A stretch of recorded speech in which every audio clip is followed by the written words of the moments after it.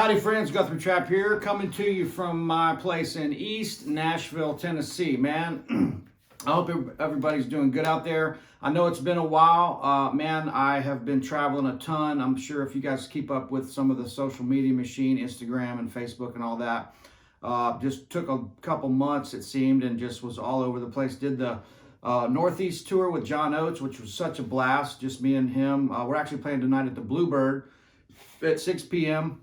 this evening in Nashville, Tuesday. And then played my gig at the Underdog last night with Wes Little on drums for a change, and Tim Marks on the bass.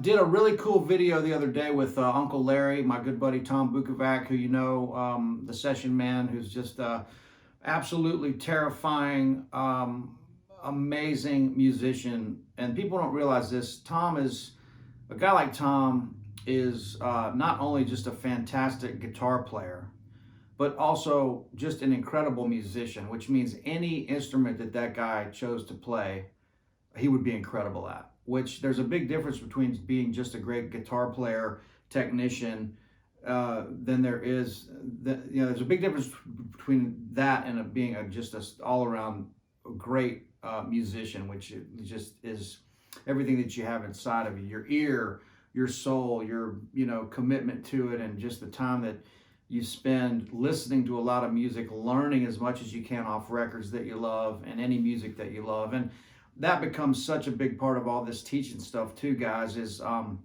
the fact that practicing is great and all this stuff, but we have to really really keep in mind the end goal of all this, which is just to make music. And that's why my intro piece here, always no extra charge for mistakes, but that little intro thing is just, it's pretty simple. And I wanted to show you a little bit of what I'm thinking when I'm playing just a little kind of folky bluegrass thing like that, kind of just improvised chord changes, C, F, G, A minor, E minor, F, those chords. You don't have to hold down these big chords the whole time. So when I'm doing my thing is I want to be able to mark the chord changes so you hear the chord changes, but also not be pinned down to these big chords to where you're not being able to play some melody and stuff to make it interesting along the way. So if I'm playing a C chord, and there's more stuff coming too, but just this C chord, if I'm going, I'm starting on the 5, G, I might not even play this whole C chord. I might just play this part. And to make my F, I'm just raising that D string a half step from the 3rd to the 4th. So I'm not having to play a big giant F chord. I'm just literally playing the 2-note C chord, the 3rd and the tonic. To go to G, walking down the scale, F down to the major 3rd of C. or G, I might just play that part of the chord, the third and the fifth. Let the open strings ring out. Then to go back to the C, that marks my G7.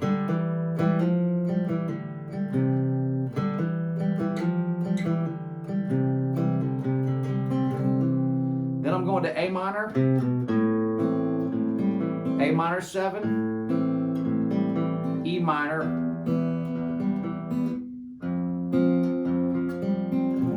now that I wanted to mark the root note of the F, so I'm grabbing it with my thumb, G,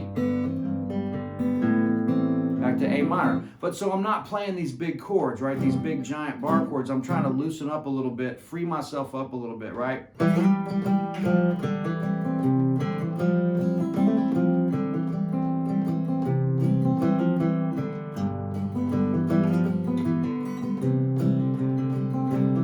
So I might, to go to the G, I might,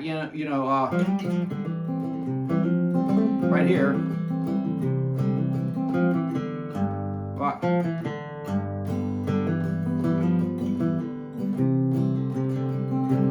I might play the open strings and give myself a chance to hit that root note that marks the G chord, then back to the C. So I'm not getting into the entire breakdown here, but you see what I mean, like, these little chords, D.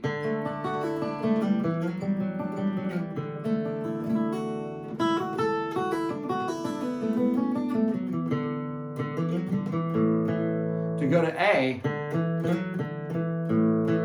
I might just grab that one, I'm using one finger and one note. So my point is, it's not about fancy playing. It's about really listening to what is going on and really hearing the chord that's changing and playing something melodic over that. Each note you play, it can have a different effect depending on what bass note is happening. So my point about that too is the major scale. I could play C. Well, that note going down the C scale, if I land on that note, that could be marking that F chord, because that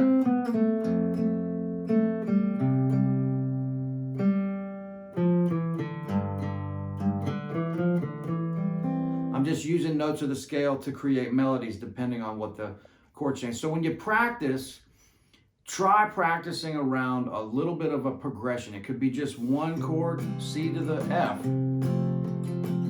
over and over again, right?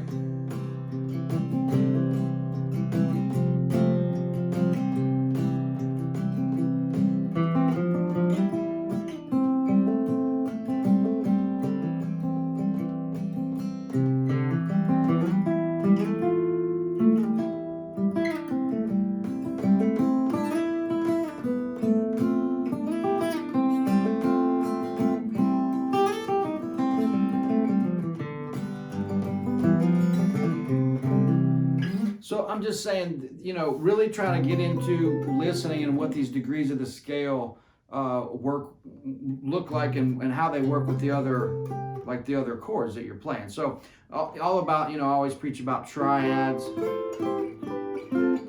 being able to play these little melodies out of triads.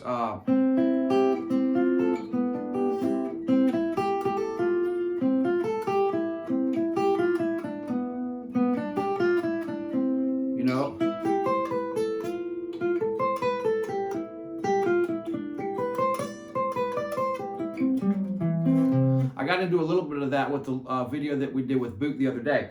So if you haven't seen that yet, check out Brett Papa's YouTube channel, our good buddy. And there's an hour-long video of me and Tom playing and talking and just having a great time with him the other day. That's a great video.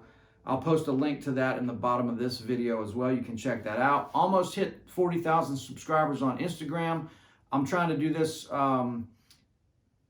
to make a living, of course, so it's so hard for me to promote this stuff to you guys because I know you really don't want to hear it, but excited to hit 40,000 followers on Instagram. That always helps everything. Please don't forget about Artist Works. This is such a great platform for learning. I've got a full school there.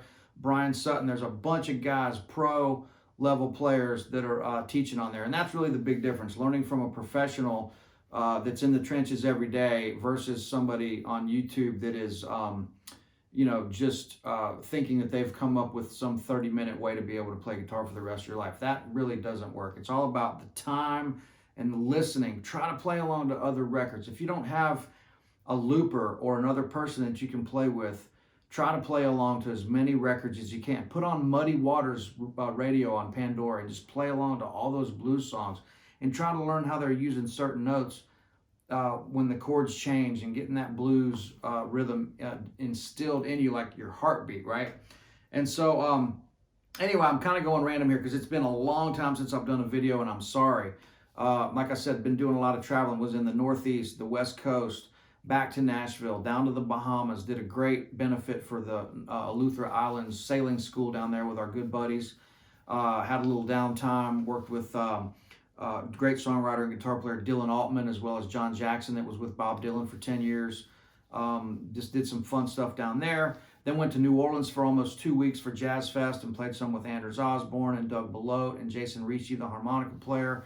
Sat in with a bunch of cats, Eric Struthers from the Neville Brothers, and a bunch of guys down there, just kind of getting that going. Trying to get inspired. I get a little burned out, you know, trying to, you know, sitting in front of the camera like this and trying to come up with new stuff and keeping it interesting for you guys, which is challenging. And I get burned on it because I want to be out playing music live, but we've learned that, you know, all these other things help us make a living. And so I really appreciate your support and kind words, and about to get motivated again to be, you know, doing more of these videos and stuff. But please do, I know I'm rambling on, please do check out Artist Works when you can. All those links and everything are below. Instagram if you haven't done that, and Facebooks and all that. I'm also getting excited to be recording new music. Been hanging out with Billy Gibbons a ton. He's been coming to gigs and just becoming really good friends with him. What a great character. And yeah, man, the adventure continues, just, you know, at 43, trying to figure out what the next chapter of life looks like, you know, and kind of, you know, looking at all this stuff. But life is good. Music is great. What a great community we've developed here on the social media platforms, which I think this music stuff is almost, you know, one of the best things that has happened with social media. Being able to learn and spread this around the world has been really a beautiful thing, as well as, you know, all the comedy and everything else on there that's really great. I don't get into much drama or gossip or anything like that, so just try to keep it high level and vibrating on some sort of a high level. So anyway, getting back more into this stuff, you know, I know I preach about this all the time, but what really will open up the fingerboard is, and it's not just the cage system has such a crazy name to me. It's just learning your chord inversions up the neck and learning the scales and the information around these. And those are fundamentals. That's going to help you see and hear how everything's connected, as well as the hidden part of the cage system that I think is beautiful is keeping the right hand position. Because if you go C right to your F, that all this is hand position. So if I'm climbing up from the C A shape into the G shape into my F, that I'm sliding up and keeping all this stuff right in the right position.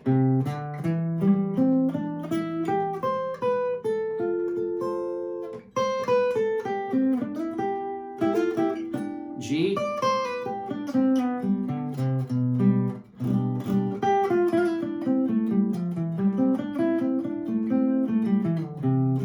I play this bar chord a lot of times with my little finger because my hands are small, right? So, but just hearing that kind of stuff, keeping, you know,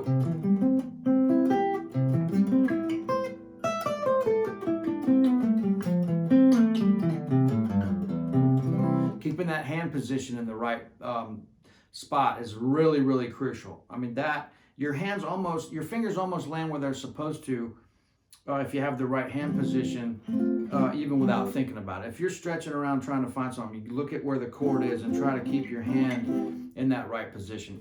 If you're trying to stretch up the fingerboard or down the fingerboard to find a note in any one of these shapes, chances are you need to reevaluate what you're looking at and try to find it on a string that's closer. So if I'm here and I'm trying to find this note and I'm going way up here, I need to go, it's right there.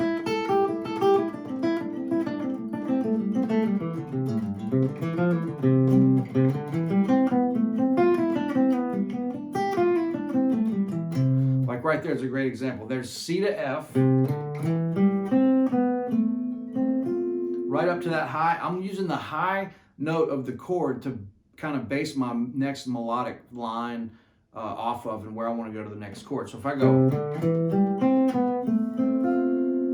and now if I want to go to G, that F root note becomes the flat 7 of the G. So I'm going to go, now I can hear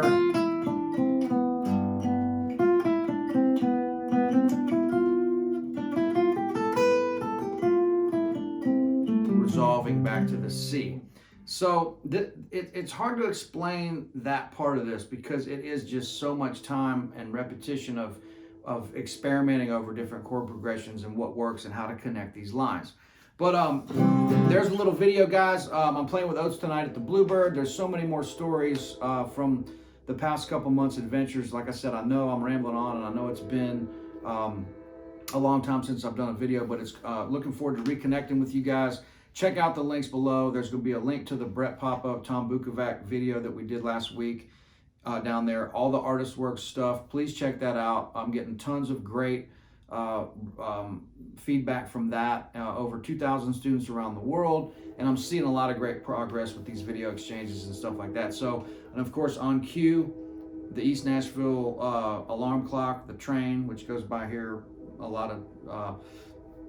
like they say in the Blues Brothers, so frequently you won't even know that it's there. So anyway, guys, thanks a bunch. Look forward to seeing you guys soon. I hope you got something out of that, and have a great week, and I'll try to be back on here in a few days. All right, cheers, y'all. Bye.